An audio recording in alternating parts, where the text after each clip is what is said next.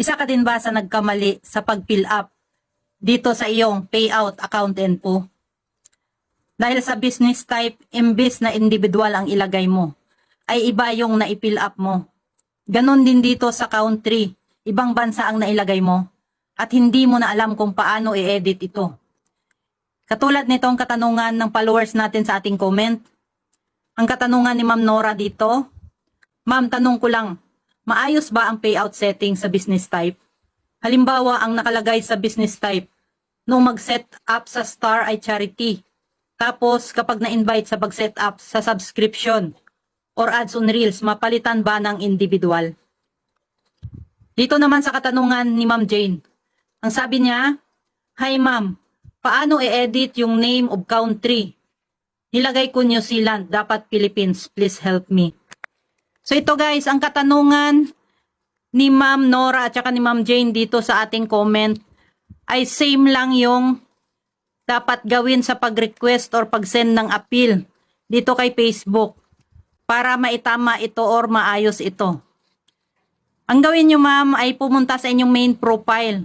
Kung halimbawa ang gamit nyo ay page, dapat doon kayo mag-send ng appeal or mag-send ng request sa inyong main profile para kayo mismo ang financial administrator nitong account ninyo. So yan guys, bago tayo magpatuloy, kailangan meron na kayong naka-ready na screenshot nito. Tsaka yung link ng inyong profile or page na monetize na. Kung hindi pa alam kung saan makikita yung link, i-click yung 3 dots dito sa right side sa ibaba, sa ilalim ng inyong profile. Tapos sa may bandang ibaba, makita nyo dyan, copy link.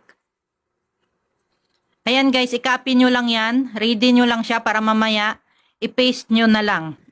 Then pag okay na, pumunta sa inyong profile. Diyan sa inyong profile, pindutin ang view tools.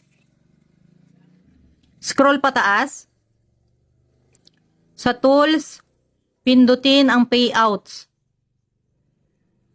Pagkatapos, pindutin ang setting. Tapos nakasulat dito, payout account info. Enter your business info.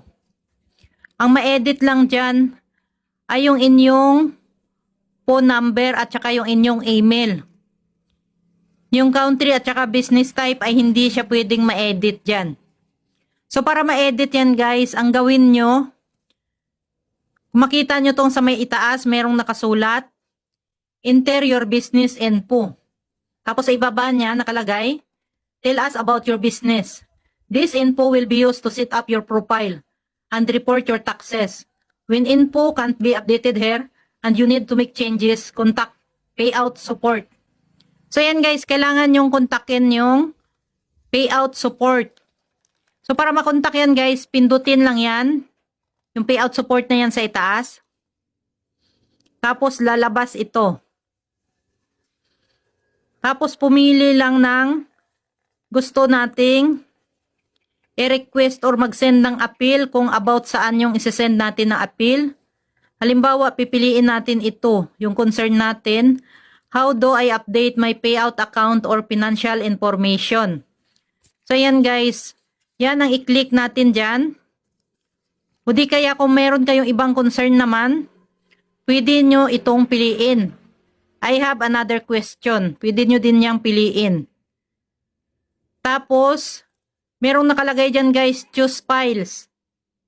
Kung makita nyo kanina yung pinascreenshot ko doon, kung ano yung problem or gusto nyo i-request doon na mapalitan, screenshot nyo yon. Yung inyong payout account info, yung may nakalagay na country at saka yung kay ma'am na business type, yon ang inyong screenshot. Tapos yan ang ilagay nyo dyan sa choose files. Tapos dito naman sa may box, ang isulat nyo lang dito, nakalagay dyan, please let us know why you're writing in. Describe how we can help you. So yan guys, ang gawin nyo ay isulat nyo muna to dyan sa box. Dear Facebook team, good day. Tapos yung karugtong ma'am, kayo na mag-explain kung halimbawa tungkol doon sa country na papalitan ni ma'am ng Philippines, explain nyo dyan ma'am na nagkamali kayo sa paglagay nyo ng country. at kailangan nyo siya palitan ng Philippines. Ganon din dito sa iyong business type, ma'am. Explain mo din dyan na kung pwede ay palitan siya ng individual kasi nagkamali ka sa pag-fill up. Huwag kalimutang ilagay yung thank you. Magpasalamat tayo. Tapos yung link ng page or profile nyo na monetize na, dyan, i-paste nyo dyan sa may ibaba. Lagay nyo lang dyan. Pag okay na, huwag kalimutang pindutin ang send. So yan guys, automatic na yun na masasend sa kanila. So yan ma'am, wait nyo yung reply. Ang reply nito ay papasok sa inyong support inbox or sa inyong email. Pero ako sa support inbox, ako tumingin nun.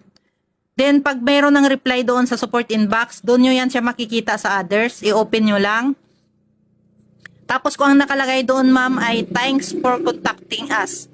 Tapos nanghingi siya ng proof of identity na kayo mismo yung financial administrator ng account na yon. Kailangan nyo lang mag-send doon sa reply. Mag-send lang kayo guys ng complete name ninyo doon. Tapos yung TIN number nyo. Tapos dito sa may ibaba yung kinapi natin kaninang link or profile ng page natin na monetize na. Paste nyo lang dyan sa may ibaba. Tapos dyan sa may ibaba nakalagay sa add attachment. Ang ilalagay nyo dyan guys ay yung picture nung ID ninyo. Government ID. Yung sinend ko dyan guys ay postal ID. O di kaya kung mayroon kayong TIN ID, pwede din yun ang inyong isend. Accept naman nila yon. Kasi pag hindi kayo nag-send ng proof of identity nyo guys ay hindi nila i-approve yung inyong request. So, kailangan nyo mag-send ng proof of identity. So, pagka-send nyo yan, guys, ay magre-reply na sila kung ma-approve ang inyong request. So, yan lang, ma'am. Sana nakatulong.